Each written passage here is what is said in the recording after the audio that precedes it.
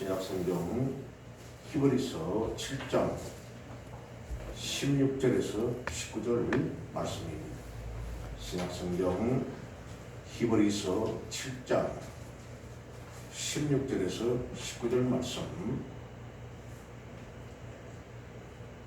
찾으신 줄 알고 제가 공독해 드리겠습니다. 그는 육신에 속한 한 계명의 법을 따르지 아니하고 오직 분별의 생명의 능력을 따라 배웠으니 정언하기를 내가 영원히 멜기세덱의 반차를 따르는 제사장이라 하였더라. 전에 있던 계명은 연약하고 무익함으로 패하고 율법은 아무것도 온전하게 못할지라. 이에 더 좋은 소망이 생기니 이것으로 우리가 하나님께 가까이 가느니라. 아멘. 우리가 하나님께 가까이 가느니라 하는 제목으로 오늘 말씀을 나누고자 합니다.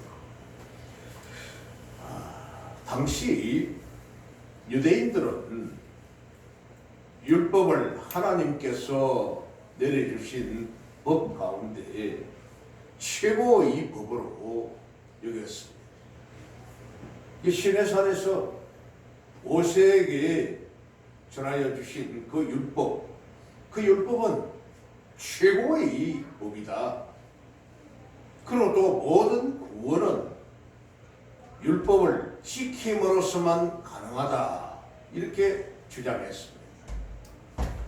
이런 논리로 인해서 유대인들은 율법의 핵심이요 결정체라고 할 수 있는 그 율법 안에 보면은 그 제사제도, 이 제사제도가 바로 율법의 핵심이다. 그래서 제사제도는 결코 바뀔 수가 없으며 동시에 최초의 대제사장인 아론의 반열을 따라 레위 지파의 이 제사직분도 결코 폐지될 수 없다. 이렇게 생각했습니다. 뿐만 아닙니다. 유대인들은 이에 대한 근거로서 제사제도를 규정하고 있는 율법이 멜기세덱 이후에 제정된 제사장 직분보다, 그러니까 멜기세덱이라는 최초의 그 제사장 직분, 그 뒤에 제정이 된 제사장 그 직분보다 이후에 주어지기 때문에 조금 이해를 잘할 필요가 있습니다. 그러니까 아론 지파로 인하여서 제정이 된 제사장들, 그리고 그 제사제도, 이것은 바로 멜기세덱 때보다 이후에 제정이 됐기 때문에 멜기세덱의 제사장 직분을 포괄하여 보완되어 있는 완전한 법이다. 잘 이해를 하실 필요가 있습니다. 그러니까 율법으로 인하여 제사장 제도, 제사제도를 완성한 것이 오히려 멜기세덱의 제사장 직분보다 더 보완해서 완전하게 만들었다. 그렇기 때문에 오히려 레위 지파 이후의 그 제사장 직분이 더 뛰어나다. 이렇게 생각했다. 이게 바로 오해입니다. 오해입니다. 잘못된 생각이고. 즉 유대인들이 율법으로 제정된 제사장 제도를 완전하고 또 바꿀 수 없는 제도로 주장했다는 것은 나중에 주어진 법이 이전에 주어진 법보다 월등하다는 이런 논리적 근거를 기초했기 때문이었다는 겁니다. 그러나 이런 유대인들의 주장은 그 자체가 아주 크게 모순됩니다. 모순입니다. 히브리서 기자는 본문에서 시편 110편에 나타나 있는 다윗의 시를 간접적으로 인용합니다. 시편 110편을 보겠습니다. 시편 110편. 여호와께서 내 주에게 말씀하시기를. 여호와께서 다윗의 시입니다. 이 저자는 다윗인데 여호와께서 하나님께서 내 주에게 말씀하시기를. 내 주 예수님을 말씀하는 거죠. 내가 내 원수들로 내 발판이 되게 하기까지 발등상이라고 했죠. 그 전투에 나가서 전쟁에 나가가지고 이겨서 상대방 왕이 항복을 했을 때에 그 승리자 앞에 패한 왕이 꿇어 엎드리는 겁니다. 꿇어 엎드리면 그 등 위에다가 승리한 왕이 발을 얹는 겁니다. 발을 얹는. 그걸 이제 발등상이다 이렇게 하는데, 내 발판이 되게 하기까지 너는 내 오른쪽에 앉아 있으라 하셨도다. 여호와께서 시온에서부터 저희 건너의 규를 내보내시리니. 규라고 하는 것은 사단장이나 이런 지휘관들이 가지고 있는 지봉입니다. 봉. 지봉. 뭐 총사령관이나 황제나 이런 사람들은 금으로 만든 이런 쥐봉을 가지고 있죠. 로마 황제라든지 영화를 보면은 이 봉을 가지고 있는데 이걸 규라고 합니다. 규를 내보내시리니 주는 원수들 중에서 다스리는 그런 쥐봉이죠. 주의 건너의 날에 주의 백성이 거룩한 옷을 입고 전류의 헌신하니 새벽이슬 같은 주의 청년들이 죽게 나오는도다. 여호와는 맹세하고 변하지 아니하시리라. 이르시기를 너는 멜기세덱의 서열을 따라 반차를 따라 서열을 따라서 영원한 제사장이라 하셨도다. 너는 멜기세덱의 서열을 따라, 우리 주입니다. 우리 주님 예수 그리스도 우리 주님을 표현하는 상징하는 말인데, 너는 멜기세덱의 서열을 따라 영원한 제사장이라 하셨도다. 주의 오른쪽에 계신 주께서 그의 노하시는 날에 왕들을 쳐서 깨뜨리실 것이라. 오늘 히브리서 기자는 다윗의 시를 간접적으로 인용하면서 멜기세덱의 반차를 쫓은 제사장 직분은 영원하며, 멜기세덱이 바로 출발점이다. 그리고 거기서 이어진 제사장 직분, 그것은 영원하다는 거예요. 영원하다. 이 제사장 직분은 레위 지파의 혈통을 따라 난 제사장 직분보다 완전한 것임을 분명히 오늘 시편 110편에서 말씀하고 있습니다.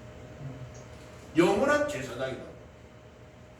그렇기 때문에 유대인들의 논리대로 한다 해도 율법 이후에 500년 뒤에 기록된 이 시편은, 다윗의 시편은 시내산의 율법이 주어진 500년 뒤에 기록된 내용입니다. 또 아브라함과 멜기세덱의 그 시대는 이 다윗의 시가 모세의 율법 이전 500년 전입니다. 1000년이에요. 1000년 이 기간이. 그러니까 아브라함과 모세의 이 기간은 율법이 제정된 멜기세덱과 모세의 이 기간이 500년, 또 모세에서 다윗까지 500년, 1000년의 기간입니다. 이 다윗의 시편으로 미루어 볼 때는 실상 영원한 대제사장인 멜기세덱, 7장 1절에서 3절 말씀을 한번 다시 봅니다. 이 멜기세덱은 평강의 왕이요 살렘 왕이요 지극히 높으신 하나님의 제사장이라. 여러 왕을 쳐서 죽이고 돌아오는 아브라함을 만나 복을 빈 자라. 아브라함이 모든 것의 10분의 1을 그에게 나누어 주리. 그 이름을 해석하면 먼저는 의의 왕이요 그 다음은 살렘 왕이니 평강의 왕이 곧 평강의 왕이요. 아버지도 없고 어머니도 없고 족보도 없고 시작한 날도 없고 생명의 끝도 없어. 하나님의 아들과 닮아서 항상 제사장으로 있느니라. 멜기세덱이 그렇다는 겁니다.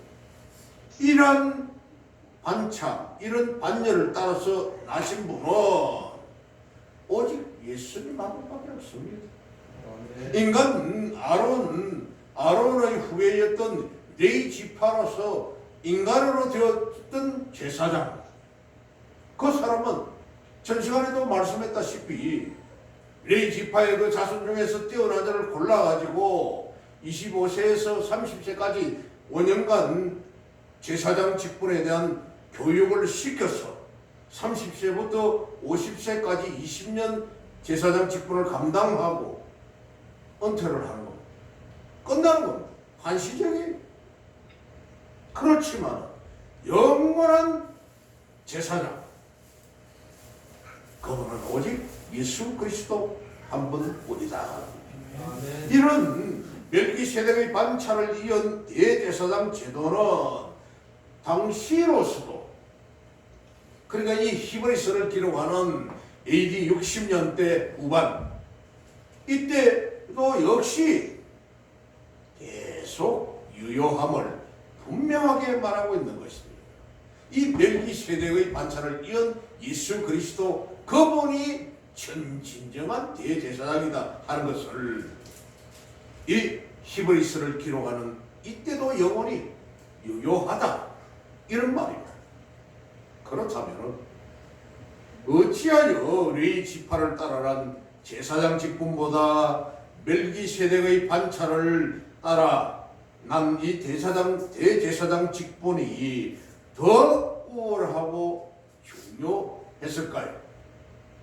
즉 그것은 레위 지파의 제사 제도를 통해서는 완전한 속죄가 불가능했기 때문입니다.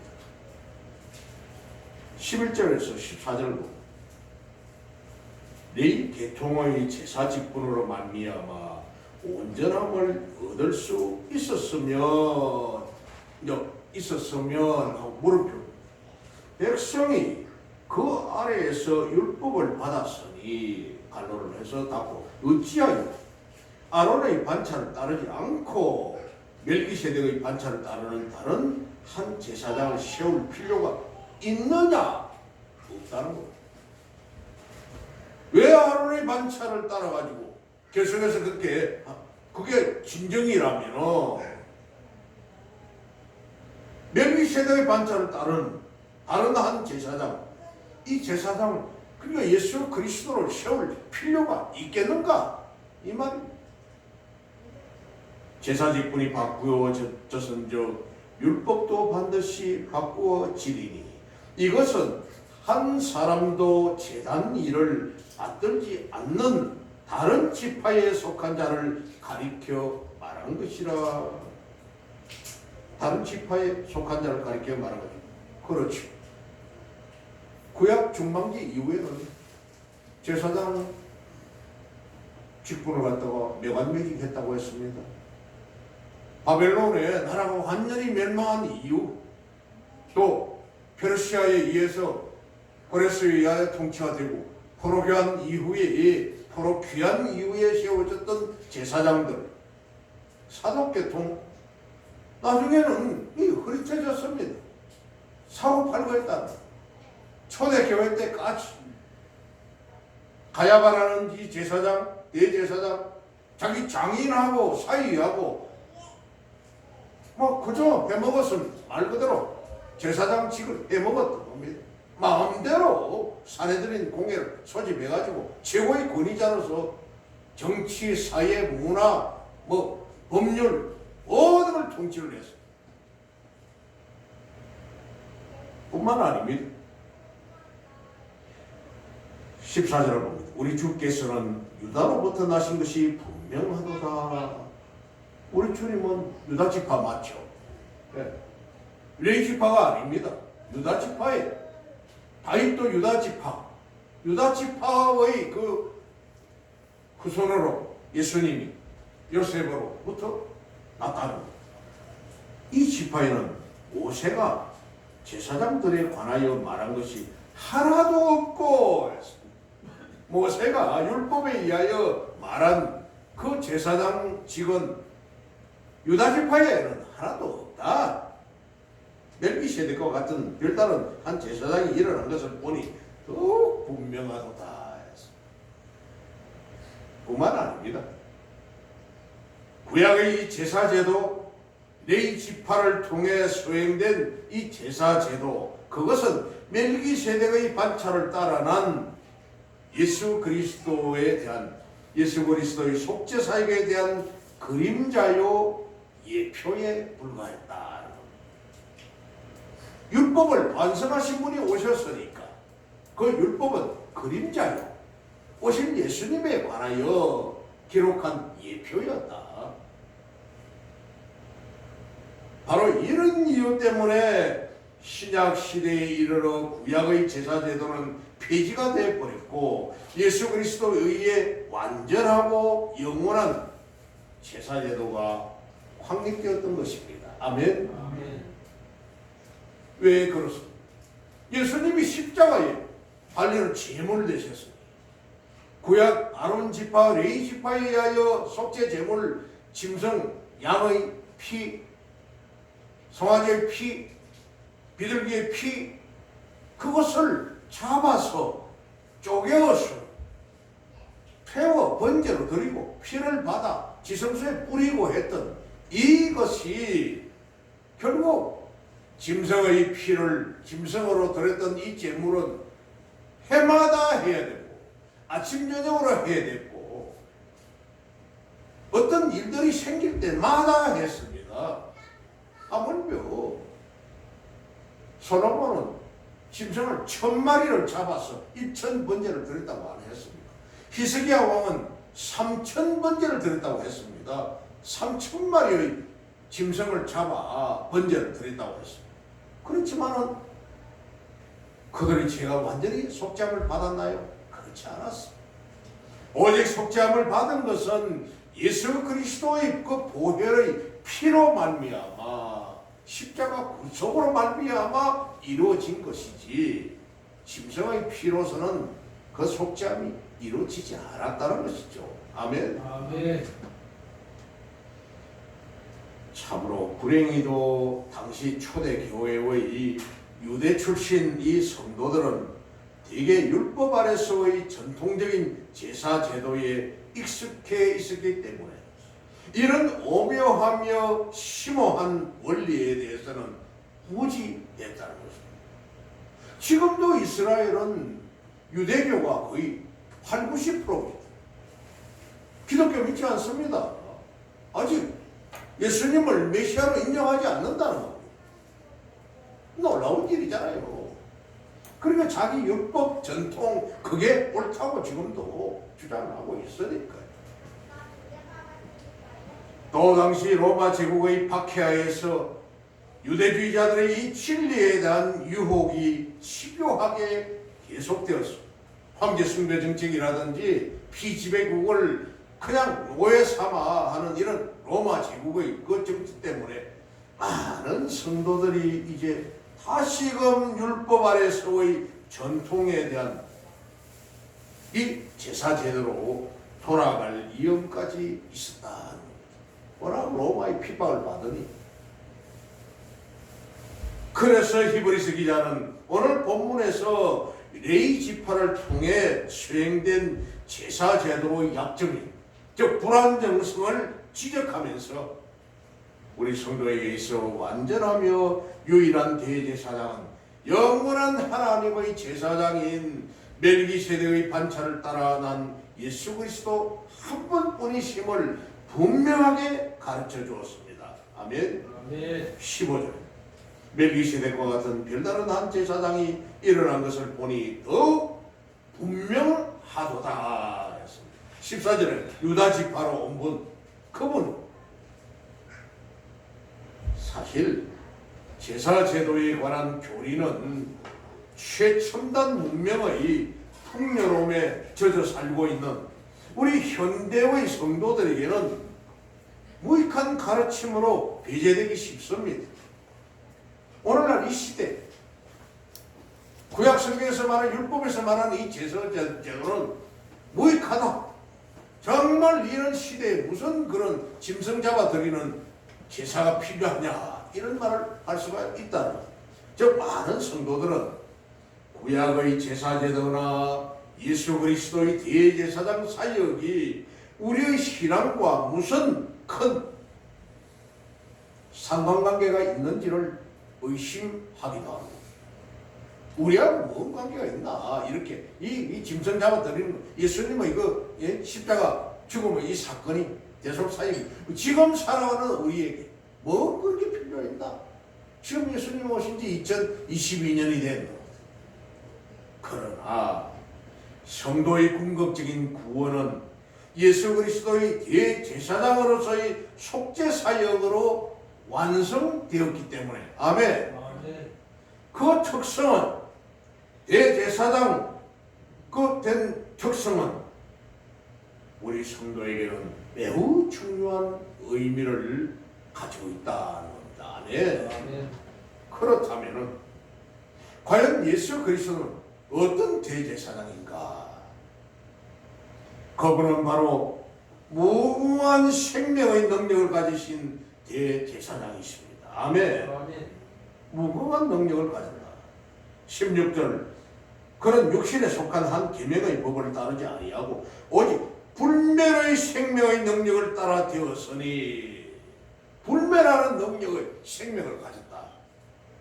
히브리서 기자는 16절에서 그렇게 말을 하고 있습니다. 불멸의 생명의 능력을 가졌다. 여기서 육신에 속한 한 계명의 법이다. 예, 상반절에 그는 육신에 속한 한 계명의 법.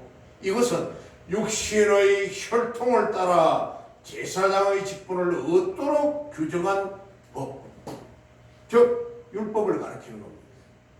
율법. 이를 좀 더 광범위하게 레위 계통의 혈통을 따라 난 제사장들이 수행했던 구약시대 제사제도를 가리킵니다. 육신에 속한 이 계명의 법 이것은 그러기에 여기에서는 율법에 의해 규정된 외형적인 이런 제반 종교법이라고 하면은 뭐 제사를 지내는 절차 또 방법 방식 성전 건축을 하는 이런 규례 성전을 건축하는 것 그다음 또 희생 제물을 관한 이런 규례 희생 제물을 어떻게 한다는지 또 의식적인 형식적인 이런 정결 의식 정결 규례 이런 것이 다 포함이 되는 것이죠.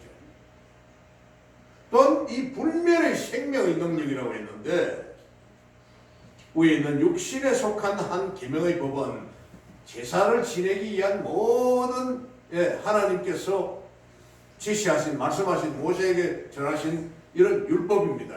그걸 전체를 말하는 것이고 또 아래에 있는 오직 분별의 생명의 능력 이것은 영원하고 다함이 없는 생명 즉 영생입니다.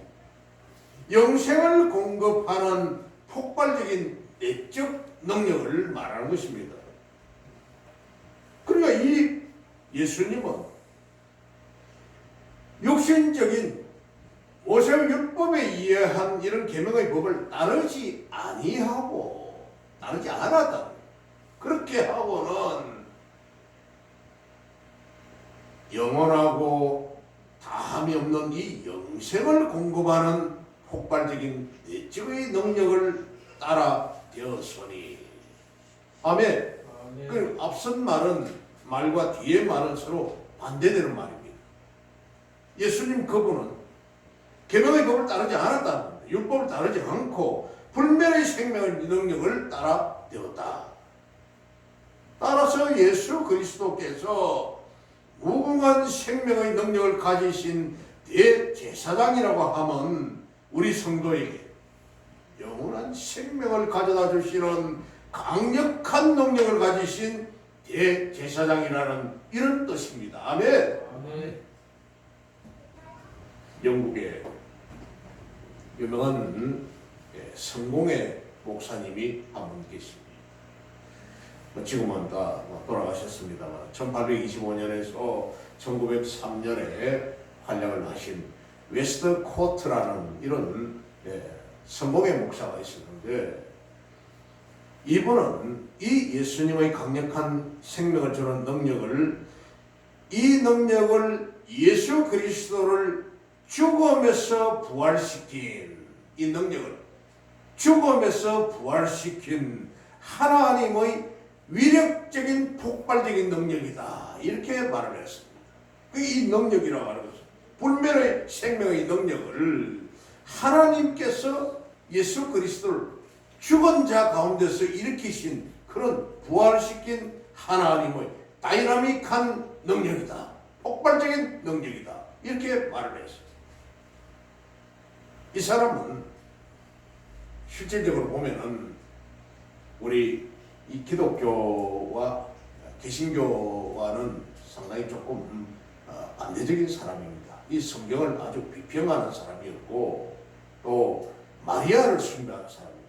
예수님보다도 오히려 천주교에서 말하는 마리아를 숭배하면서 공산주의를 신봉했던 목회자였습니다.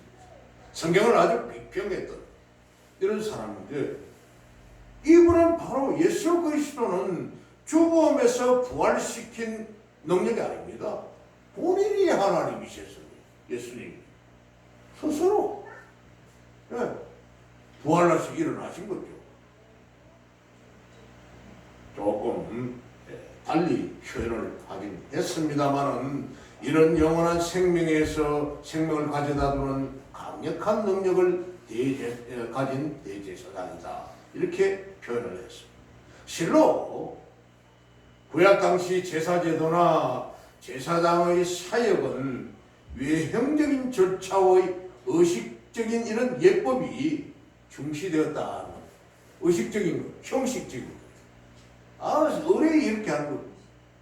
뭐 저희 집에도 제사를 많이 지내는 큰 집이죠. 그러다 보니까 1년에 제사를 15번 지내고, 또 그 윗대는 사당에 시제를 지내는, 시사를 지내는 이런 집이었습니다. 과거에 저도 예수 믿기 이전에는 아버지의 그 유지에 따라서 순종하면서 꼭 제사 때나 기능사에 참여를 하고 다 했죠. 절하고 다 했습니다. 그 의식이 있습니다. 제사상 다 차려놔 놓고는 절 한번 하고 술 따라 놓고 이렇게 잔을 3번 돌리고 갖다 놓고 절하고, 또 이제 하고 난 뒤에 이제 그것도 다 이제 밥그릇 뚜껑을 열어놓고 그 꽂아놓고 말입니다. 그래가지고 또 잔 갈아놓고 또 전하고, 그 다음에는 이제 이걸 3번 이제 삼각형으로 3번 또 떠가지고 찬물을 가져오게 해서 물밥을 갖다 합니다. 물밥 하면은 그 3번 이렇게 삼각형으로 떠놓고, 그게 이제 뭐 생선 뭐 대가리라든지 나물이라든지 몇 가지 이렇게 놔가지고는 그 이제 뒤에 뭐 갖다 놓기도 합니다만은 먼저는 이제 이 물밥만 하죠. 물밥만 하면은 이걸 찬물에다 그렇게 말아놔보니까 그게 또 맛이 있더라고요. 옛날에 쌀밥이니까. 그걸 또 먹습니다. 이제 그거 이제 제사에 참여하는 사람들이 물밥을 이렇게 먹어요. 그렇게 해가지고 이제 삽작 앞에 갖다가 이제 부어버리는 거죠. 대문 이제 삽작이라고 합니다.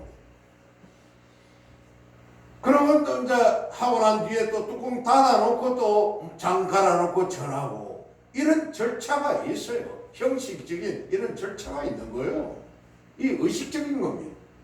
이런 외형적인 절차, 의식상의 예법이 율법에서 중요시되었기 때문에 구약의 속죄 제사가 비록 하나님의 지시에 따라 마련되긴 했지만은, 그러니까 시내산에서 모세에게 주어진 이 법에 의하여 제사를 지내는 법이 주어졌지만은, 이 제도는 예수 그리스도가 오시기까지의 임시적인 그림자에 지나지 않았을 뿐. 아멘. 예, 예수님이 오시기 전까지 그림자에 불과했다. 실상은 희생제물의 피가 인간의 죄를 영원토록 완전하게 없이하지는 못했다는 겁니다. 예, 형식에 의해서 속죄일, 대속죄일 이렇게 하면서 또 아니면 화목제, 어떤 변상하는 법이란 여러 가지 이런 유래기에 있는 제사법, 이것들이 인간의 죄를 영원토록 하지 못했다는 겁니다. 하물며 또 아사셀이라고 해서 양 2마리를 데리고 와서 한 마리는 죽여 껍질을 벗겨서 포를 떠가지고 번제물로 드리고 태워서 드리고 피바다 뿌리고, 한 마리는 안수해서 백성들의 죄를 대제사장이 안수해가지고 저 멀리 광야에다가 그냥 내쫓아 버렸다는 겁니다. 다시는 돌아올 수 없는 곳으로. 그래서 우리의 죄가 동에서 서가 먼 것처럼 이렇게 떠나 보내버렸다, 이렇게까지 했다는 거예요. 그런데 그걸로서 죄가 다 소멸되었나요? 그렇지 못했어요. 그래서 히브리서 기자는 이 구약의 제사 제도를 규정한 율법을 가리켜서 오늘 18절에 연약하다, 무익하다, 전에 있던 계명은 연약하고 무익함으로 패하고 했습니다. 패하다, 연약하다, 무익하다, 또 아무것도 온전하게 하지 못한다 했습니다. 19절. 율법은 아무것도 온전하게 못할지라. 참 놀라운 일입니다.